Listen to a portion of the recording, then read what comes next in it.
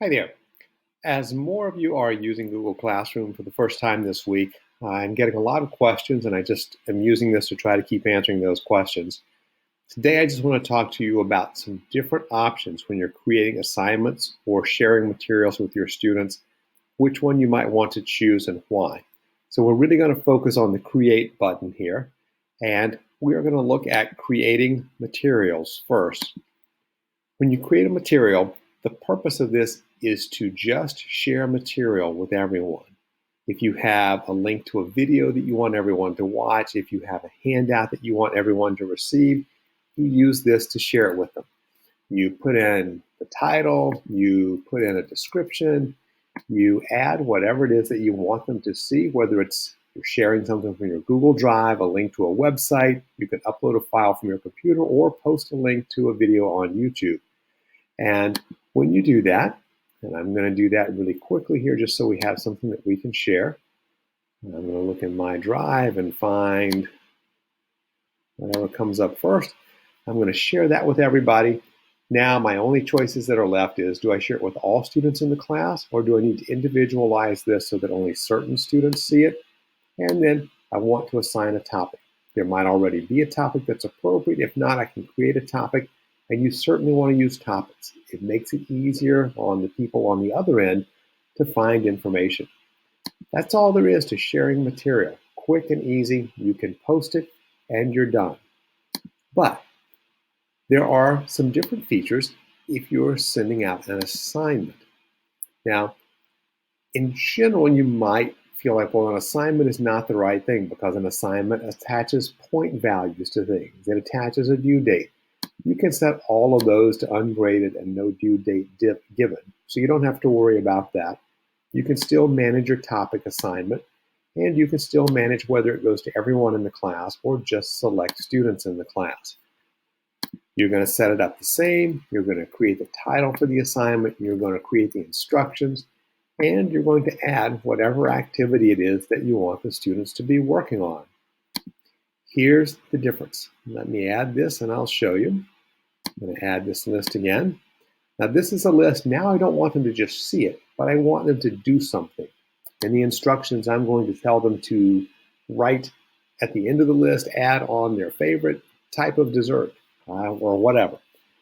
But if I send this the way it is right now, all the students can only view this file. I want to change it so that it makes a copy for each student. That way each student gets one copy of my document. They follow the instructions, they add their material, they send it back to me. Otherwise, they're all writing on the same document and that gets confusing. So making a copy for each student is a key piece here if you are essentially giving them some sort of handout or worksheet that you want them to add information to and then turn into you. Now, whether it's a material or an assignment, your last option is going to be up here in the corner to post it or to assign it. But you don't have to do it right now. You could, and it's available immediately to the classroom. But if you click that little arrow, you can save it as a draft. And then you've got all your work saved. You can send it out whenever. Or you can schedule it now to be delivered at a later time. So this means on a Monday night, you could sit down and create 4 activities. And then on Tuesday, Wednesday, Thursday, and Friday, you just have to come into your classroom and click Assign. And it's all done. You've already done all the other work. So those are some nice features built into Google Classroom. The one other thing that I want to share with you, and this would be for a teacher who maybe wants to do basically the same activity every Friday as a wrap-up activity, or every Monday as a beginning of the week activity, or maybe you are an OT or PT or speech person who is adding materials to multiple classrooms. One of the features you may want to take advantage of is the opportunity to reuse a post that you've done before, an assignment or sharing of materials. If you click the Create button at the bottom of the menu, you will see the Reuse Post option. When you open this, you can navigate and see every classroom that you've been added into as a teacher. It could be your own classroom so that you could grab a post that you had posted earlier in the week or earlier in the month. but it might be another classroom if you're working in multiple classrooms. Just click on the classroom. You will see a list of all the activities that you've posted there. You can pick the one you want and choose reuse.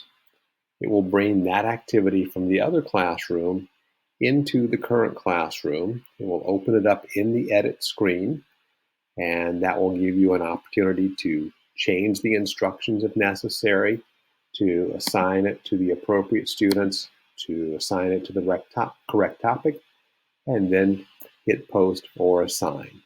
So that's a great shortcut that can save you a lot of time in using Google Classroom.